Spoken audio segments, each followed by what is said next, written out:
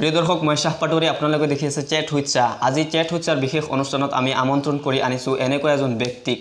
যিজনৰ খুব বেছি আনুষ্ঠানিক শিক্ষা নাই দিন হাজিৰা কৰি জীৱন নিৰ্বাহ কৰি আছে কিন্তু চৰ্চা কৰি গৈছে এটাৰ পিছত এটাকৈ কবিতা সেৱাও অসমীয়াত নহয় হিন্দীত সেই ব্যক্তিজনৰ নাম সাইদুৰ ৰহমান তো সাইদুৰ ৰহমান সাহেব আপোনাক আমাৰ বিশেষ অনুষ্ঠানত স্বাগতম জনাইছোঁ ধন্যবাদ আমি আজি আপোনাৰ সৈতে কিছু আপোনাৰ কবিতা সম্পৰ্কীয় আলোচনা কৰিবলৈ আহিছোঁ তো সেই হিচাপে আপোনাৰ পৰা আমি পোনপটীয়া প্ৰশ্ন কৰিম আপুনি কবিতা লিখাৰ অনুপ্ৰেৰণা ক'ত পালে আচলতে মই বিদেশত থাকোঁ আৰু বিদেশৰ পৰা যেতিয়া মই ঘৰত আহিছিলোঁ তেতিয়া মোৰ বন্ধু এজন খুব ভাল বন্ধু তেওঁৰ লগত মানে ঘূৰি আছিলোঁ বাটত হঠাতে কিবা এটা কবিতা মানে 3-4 লাইন মই ক'লোঁ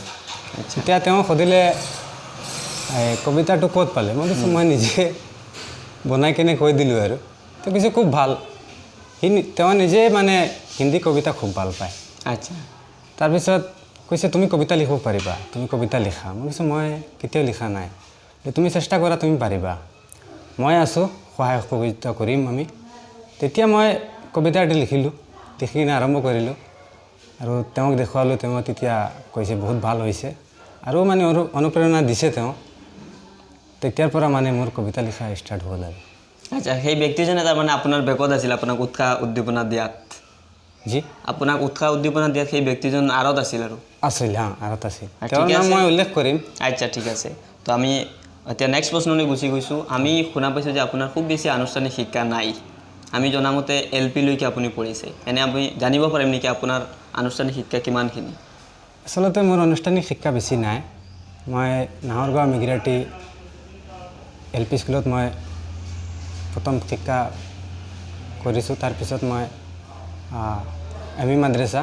ডবকা ME মাদ্ৰাছাত পঢ়িছোঁ তাৰপিছত ডক্টৰ বি আৰ আম্বেদকাৰ হাইস্কুলত কেইদিনমান পাঠদান কৰি কেনে ক্লাছ 8 লৈকে পঢ়িছোঁ হ'লেও পাছ কৰিব পৰা নাই দুৰ্ভাগ্য তাৰপিছত আৰ্থিক অনাটনৰ অভাৱত বিদেশত যাবলগীয়া হ'ল ঘৰ চলাত অসহায় আৰু ঘৰ চলোৱা মানুহ নাই বাবাও বেমাৰ থাকে তাৰপিছত বিদেশত যোৱাৰ কাৰণে মানে পঢ়া শুনা বন্ধ কৰিবলগীয়া আচ্ছা ঠিক আছে তো আপোনাৰ আনুষ্ঠানিক শিক্ষা আপুনি কৈছে মোটামুটি 8 লৈকে আপুনি গৈছে চৰকাৰী স্কুল তো সেই হিচাপত হিন্দী আপোনাৰ ইমান এটি শিক্ষা হোৱা নাছিল স্কুলবিলাকত কিন্তু আপুনি হিন্দীত কবিতা লিখে হয় তো এই যিটো যাত্ৰা আপোনাৰ হিন্দী কবিতা আপুনি কিয় লিখে অসমীয়াটো আপুনি লিখিব পাৰিলে হয় অসমীয়া মোৰ মাতৃভাষা অসমীয়া বহুত ভাল পাওঁ মই তাৰ লগতে হিন্দীও বহুত ভাল পাইছিলোঁ যেতিয়া মই ME মাদ্ৰাছাত পঢ়িছিলোঁ তেতিয়া হিন্দী পঢ়িছিলোঁ হিন্দী পঢ়ি বহুত ভাল লাগিছিলে মোৰ মাহমুদ ছাৰে হিন্দী পঢ়াইছিলে আমাক তেতিয়া মোৰ বহুত ভাল লাগে হিন্দী সেইকাৰণে মই হিন্দীক বেছি ভাল পাওঁ আচ্ছা তাৰ পৰাই মানে আৰু বিদেশত থাকিলে মানে হিন্দী কথা পাতিবলগীয়া হয় তাৰ পৰাই মানে হিন্দীৰ লগত মৰম বেছি হৈ গ'ল আৰু হিন্দী নাই ইয়াত কিন্তু আৰু এটা কথা যে আপুনি হিন্দীত কবিতা লিখে অসমীয়াত কিন্তু শিক্ষা গ্ৰহণ কৰিছে অসমীয়া মাধ্যমত ইয়াৰ পিছতো অসমৰ মানুহ তো মানুহে জানে যে বিশেষকৈ অসমৰ বাহিৰৰ মানুহে কয় যে অসমখনৰ মানুহেতো হিন্দী নাজানে আৰু হিন্দীভাষী ৰাজ্যও নহয় তো আপুনি যে বিদেশ গৈছে ডেট মিনছ অসমৰ বাহিৰত যে গৈছে কেৰেলা বম্বে অথবা আপোনাৰ বেংগলোৰ হয়তো এই ঠাইবিলাকত আপুনি গৈছে তো এই ঠাইবিলাকে আপোনাক উৎসাহিত কৰিছে এনে মোবাইলত ইউটিউব শায়ৰী বিভিন্ন বস্তু শুনিছে আচলতে কোনবিলাক মোৰ পাঠদানৰ জীৱনত মই অসমীয়া ভাষাত যিমান গুৰুত্ব দিছোঁ ইমানখিনি গুৰুত্ব মই হিন্দী ভাষাটো দিছোঁ আচ্ছা দুয়োটাই সমান দিছোঁ হ'ব পাৰে অসমৰ কিছু মানুহে কয় যে অসমত থাকিলে অসমীয়াই জানে হিন্দী নাজানে সেইসকলে চাগে অকল অসমীয়া ভাষাকে মানে গুৰুত্ব দিয়ে বেছি সেইটো কাৰণে মই দুয়োটা ভাষাতে গুৰুত্ব দিছোঁ সেইটো কাৰণে হিন্দী মই লিখোঁ আচ্ছা এতিয়ালৈকে তাৰমানে আপুনি অসমীয়া কবিতা লিখা নাই তাৰমানে অসমীয়া কবিতা লিখাৰ চেষ্টা কৰিছোঁ আচ্ছা মাত্ৰ এটা কবিতা মই লিখিছোঁ এনে হিন্দীত কেইটা লিখিছে আনুমানিক হিন্দীত অনুমানিক প্ৰায় 30টাৰ ওচৰা ওচৰি গ'ল 30টাৰ ওচৰ আচ্ছা তো আমি অন্য এটা প্ৰসংগত গুচি গৈছোঁ এতিয়া আপুনি অসমীয়া কবিতা চৰ্চা নকৰে আপুনি হিন্দীত কবিতা চৰ্চা কৰে কিন্তু অসমৰ যিমানকেইটা সংগঠন আছে ইয়াৰ হয়তো বেছিভাগেই এই অসমীয়া কবিতাবিলাকক প্ৰমোট কৰি আছে আৰু এইটো একদম স্বাভাৱিক কথা তো আপুনি হুজাই জিলাতো বিভিন্ন কবিতাৰ সংগঠন আমি দেখিছোঁ বিভিন্ন অনুষ্ঠানবিলাক পাতে আপুনি এতিয়া ঘৰত আছে তো এই হিচাপত কি আপুনি কোনো কবিতাৰ অনুষ্ঠানত কেতিয়াবা গৈ নিজৰ এটা কবিতা আবৃত্তি কৰিবলৈ সুযোগ পাইছে বা গৈছে নে নাই এনেকুৱা কোনো অনুষ্ঠানত? হয়, মই এটা অনুষ্ঠানত গৈছোঁ। যিহেতু মই নামটো নকওঁ অনুষ্ঠানৰ কোনটো জেগাত গৈছোঁ সেইটো মই নকওঁ। মোৰ এজন বন্ধুৱে মোক লৈ গৈছে, মই গৈছোঁ। যোৱাৰ পিছত তেওঁ মোক কবিতা এটা আবৃত্তি কৰিবলৈ কৈছে। তেতিয়া মই দেখা পাইছোঁ বেলেগ এজন মানুহে বাধা দিছে বোলে ইয়াতে হিন্দী নহ'ব, অকল অসমীয়াই হ'ব। তেতিয়া মোৰ দুখ লাগিছে। মোৰ বন্ধুজনে তেওঁৰ লগত কিবা কিবি কথা পাতিছে, সেইটো মই ভালদৰে নাজানো। তাৰপিছত মোক মাতিছে, মই গৈছোঁ। গৈ কিনে মই হিন্দী কবিতা এটা আবৃত্তি কৰিছোঁ আৰু সম্পূৰ্ণ কবিতাটো মই পঢ়িছোঁ ষ্টেজৰ ওপৰত। আৰু মানুহৰ ভালো লাগিছে, মোৰ নিজৰো দেখি কিনে ভাল লাগিছে। তাৰপিছৰ পৰা মানে অনুপ্ৰেৰণাটো আৰু বেছিয়ে পালোঁ, মই উৎসাহ হ'লোঁ মনটো যে আৰু লিখিম, মানুহে ভাল পাব। তো এনেই বৰ্তমান আপুনি যি কৈছে আনুমানিক 30-35টা কবিতা হ'ব আপুনি হিন্দীত লিখিছে। যদি আপুনি এটা আমাক যদি শুনাই দিব পাৰে আজি। হয়, নিশ্চয়, কিয় নুশুনাম। হয়, কবিতা এটা মই আবৃত্তি কৰি শুনাই আছোঁ। इस घर से विदा करना आसान नहीं है, इस घर से विदा करना आसान नहीं है, हर किसी के दर्द समझना तुम्हारे लिए आसान नहीं है। जगह तो लेकर देख उन हस्तियों के, जगह तो लेकर देख उन हस्तियों के, जागते हुए रात बिताना आसान नहीं है, जागते हुए रात बिताना आसान नहीं है। ए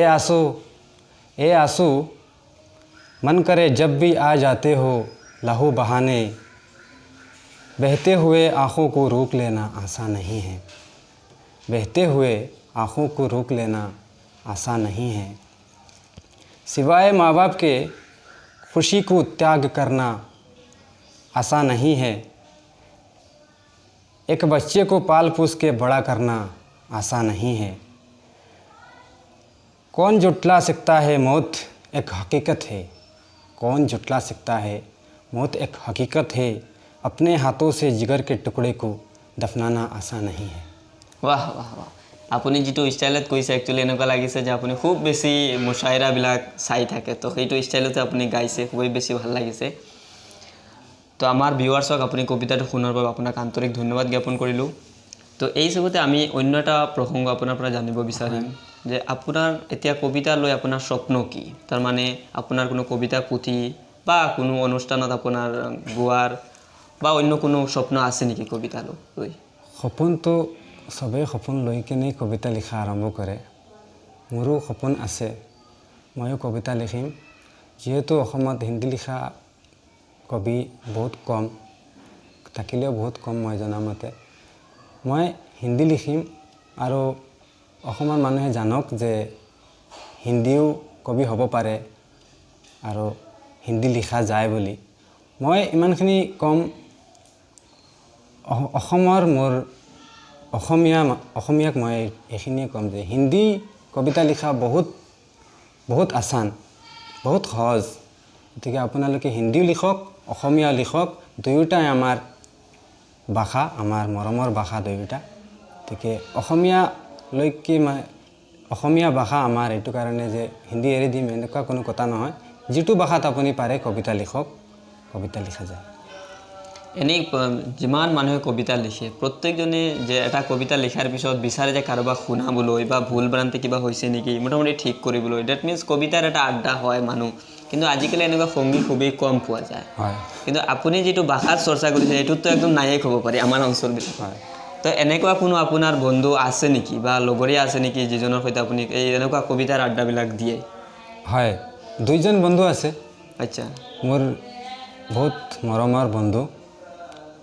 এজন বৰ্তমান বিদেশত গৈছে, আৰ্থিক অভাৱ তেওঁৰো। তেওঁ বহুত হিন্দী উৰ্দু বহুত কবিতা জানে, শুনিও ভাল পায়। আৰু মোৰ লগৰ বন্ধু আৰু এজন, মই কবিতা লিখিলে তেওঁৰ ওচৰলৈ আহোঁ বা তেওঁ আমাৰ ওচৰলৈও যায়, গৈ কিনে আমাৰ কবিতা শুনে, আমি কবিতা শুনাওঁ, ইমানেই। আৰু তাৰ ওপৰত আৰু কবিতা শুনাৰ এনেকুৱা মোৰ লগৰীয়া মানুহ নাই। তো আমি শুনিছোঁ এনে আপোনাৰ এটা কবিতা, আপোনাৰ এটা হিন্দী কবিতা হুজাইৰ বিখ্যাত এজন আলিমে দিন মৌলানা মনছুৰ আহমেদ চাহাবে এটা অনুবাদ কৰিছিল অসমীয়াত। হয়, আৰু এই যে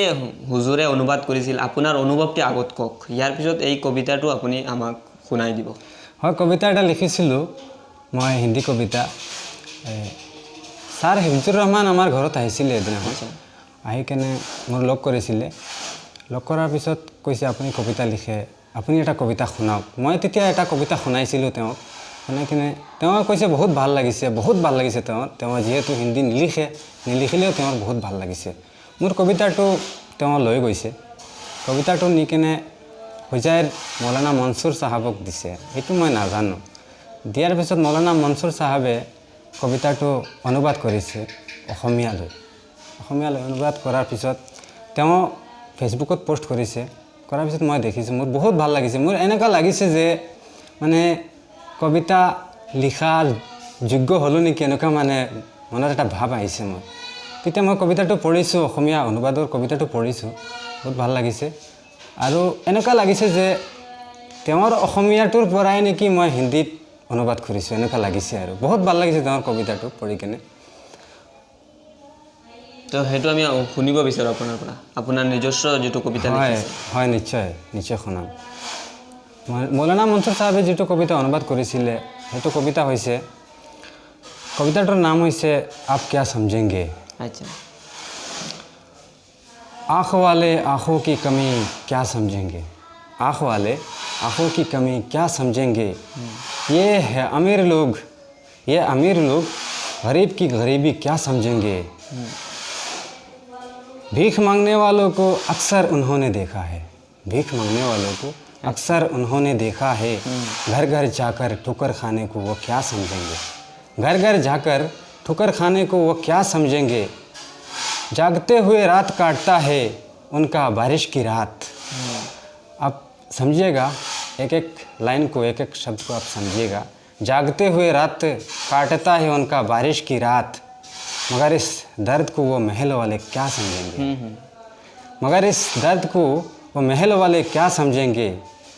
सपने हमने भी कुछ कम नहीं देखे थे साहब लेकिन पूरे ना होने की वजह आप क्या समझेंगे मिलता है खुशी माँ बाप के साथ खाने में माँ बाप से अलग रहने वाले वो बेटे क्या समझेंगे सीरत से ही सच्चा मोहब्बत होता है हम सभी जानते हैं सीरत से ही सच्चा मोहब्बत होता है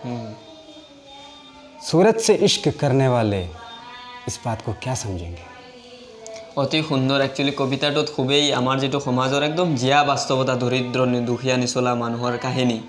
আপুনি খুব সুন্দৰকৈ তুলি ধৰিছে একদম সমাজৰ ধনবান মানুহসকলৰ লগত তুলনা কৰি ধন্যবাদ অতি সুন্দৰকৈ লিখিছে মোৰ খুব ভাল লাগিছে তো এই হিচাপত আমি এই আজিৰ এই অনুষ্ঠানৰ একদম শেষ পৰ্বলৈ গুচি আহিছোঁ আমি ইয়াতে এটা প্ৰশ্ন মোৰ মনলৈ আহিছে যে আমি যিবিলাক মানুহে কবিতা লিখে যি ভাষাতেই হওক অসমীয়া বাংলা আৰু আঞ্চলিক ভাষাবিলাকত বহুত মানুহে ঠাট্টা বিদ্ৰুপ কৰা দেখা যায় এই কবিতা লিখে কোনেবা পঢ়িব কিন্তু আপুনি তো ব্যতিক্ৰমী হিন্দীত কবিতা লিখে তো এনেকুৱা বাধাৰ সন্মুখীন হৈছে নেকি যে আপুনি মানুহে কিবা কৈছে আপোনাক এনেকুৱা তেনেকুৱা কোনেও কোৱা নাই কিন্তু কিছুসকল মানুহে অলপ বেয়াও পায় নেকি মই হিন্দী লিখোঁ বুলি কাৰণ মোৰ আনুষ্ঠানিক শিক্ষা ইমান বেছি নাই সেইকাৰণে অলপ বেয়াও পায় নেকি পালেও